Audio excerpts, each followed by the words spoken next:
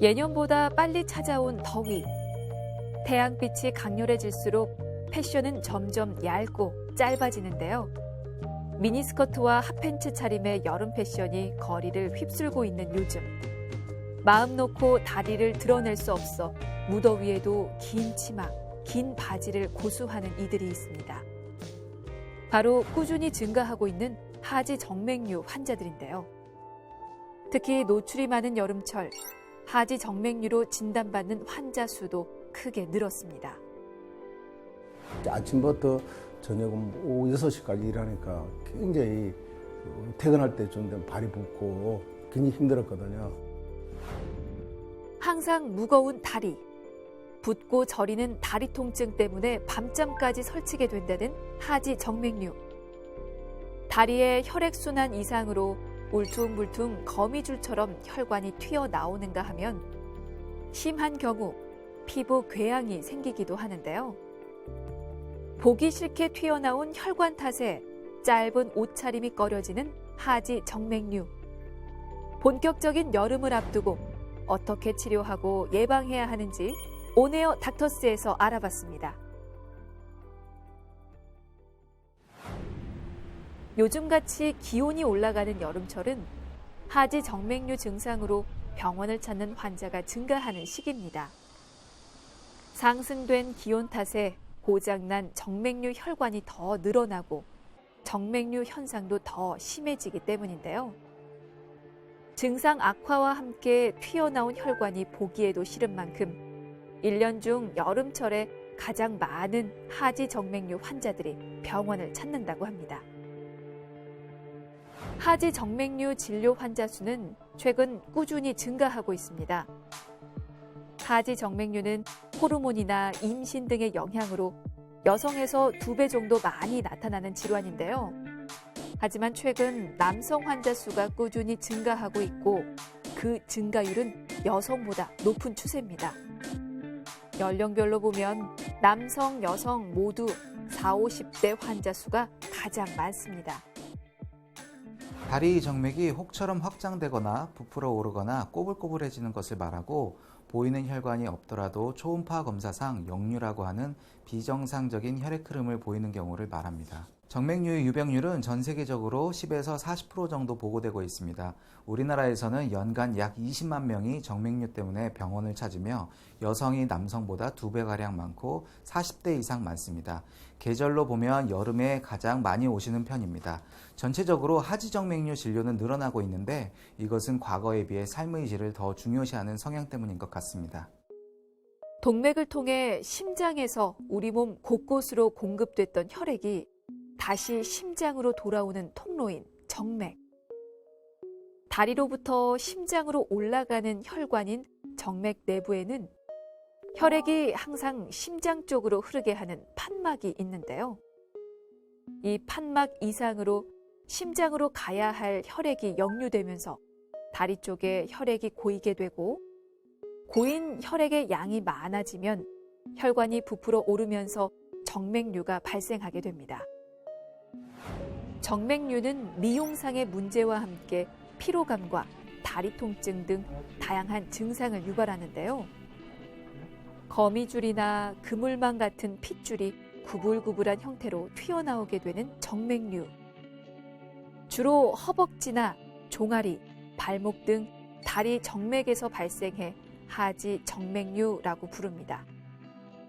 역류 정도에 따라 모세혈관 확장형, 망상 정맥류, 정맥류로 구분할 수 있습니다. 유전적인 요인, 여성 호르몬의 영향, 직업적인 영향 등이 있습니다. 부모님이 정맥류가 있으면 더 잘생기고 임신은 정맥류를 악화시킵니다. 오래 서 있거나 오래 앉아 있는 직업에서도 정맥 정체가 생기기 때문에 정맥류가 생길 수 있습니다. 제과점을 운영하고 있는 최상열 씨. 더욱 심해지는 다리 통증에 병원을 찾았습니다.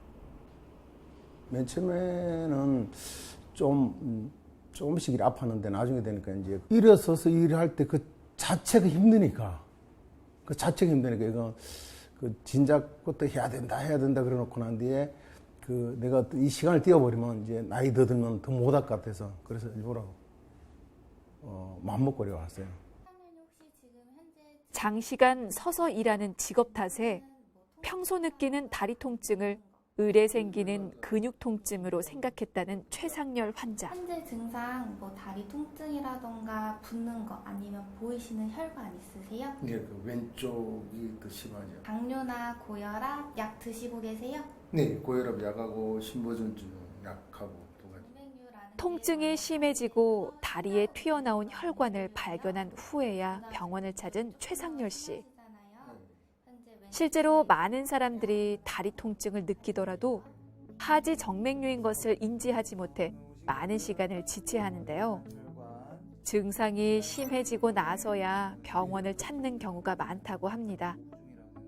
다리 통증을 유발하는 질환도 다양한 만큼 무엇보다 하지 정맥류의 정확한 진단을 위해서는 혈관 외과 전문의의 진료를 받아보는 것이 중요합니다. 가족 중에 정맥류가 있는 분이 있으세요? 예, 그 누님하고 여동생이요. 누님하고 여동생. 지나서 잠에서 깨는 거죠? 네, 예, 예. 잠에서 깨면 잘 주무세요? 한번 하고 난 뒤에 되면 거의 다 잠 못 자죠. 굉장히 힘들어요. 네. 일반적으로 가족력이 있거나 체중이 많이 나가거나 운동이 부족하거나 오랫동안 서 있거나 앉아 있는 경우 하지 정맥류의 위험이 높아지는 것으로 알려져 있는데요. 그럼 여기 이렇게 튀어나온 혈관들은 피부 쪽에 있는 정맥류라고 볼 수가 있어요. 이런 것들도 마찬가지입니다. 여기 거미줄 모양 정맥류라고 하는 거고요. 이런 것들은 일반적으로 잘 확인이 되는 육안으로도 또렷이 정맥류가 보이는데요. 평소 야간 통증까지 겪으며 증상이 심했던 만큼 하지 정맥류가 많이 진행된 상황입니다. 다리가 무겁다든지 피로감을 빨리 느끼게 되고 저림 증상이나 통증이 올 수도 있습니다.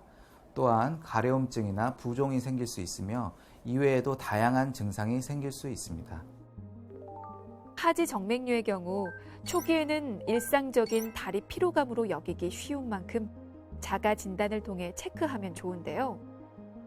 오후가 되면 다리가 잘 붓는다거나 늘 다리가 피곤하고 무거운 경우 하지 정맥류를 의심해보고 정확한 진단을 받는 것이 좋습니다.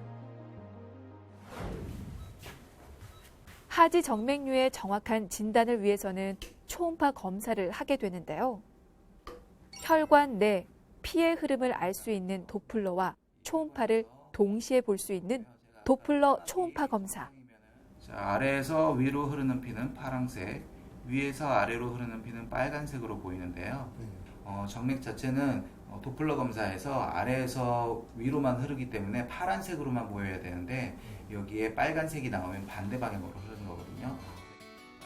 도플러 초음파 검사를 통해 하지 정맥류의 원인이 되는 판막 손상 부위와 혈액이 역류하는 것을 확인하고 역류되는 시간과 속도로 역류 정도를 정확하게 파악할 수 있습니다.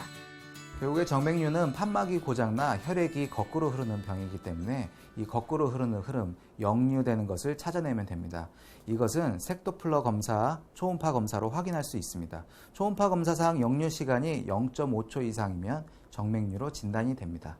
도플러 초음파 검사를 하게 되면 아래에서 위쪽으로 흐르는 혈액은 파란색, 반대 방향은 빨간색으로 보입니다. 판막이 제 기능을 하고 있는 경우에는 빨간색이 보일 수가 없습니다.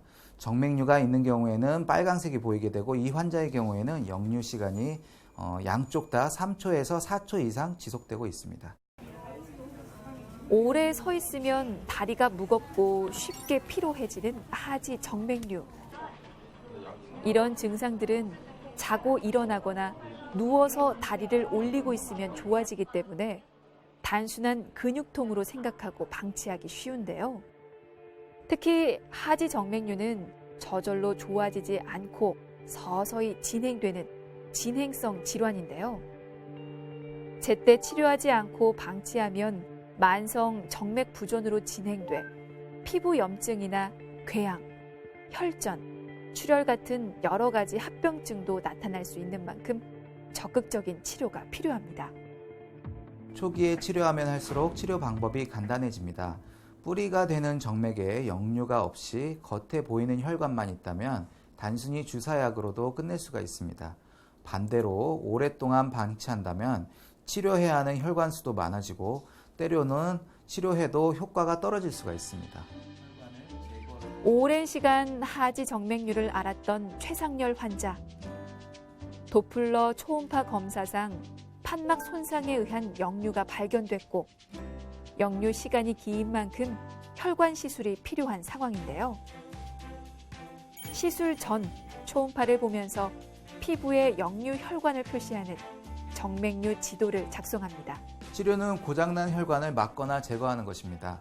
막는 것은 고장난 혈관에 열 손상을 주는 레이저나 고주파 같은 시술이 있고 의료용 접착제로 직접 막는 방법도 있습니다. 제거하는 방법은 발거술이 해당이 됩니다. 고장난 혈관을 막아도 우리 몸에는 더 큰 혈관이 근육 안에 있고 대부분의 혈액 이동을 담당해서 전혀 문제가 되지 않습니다.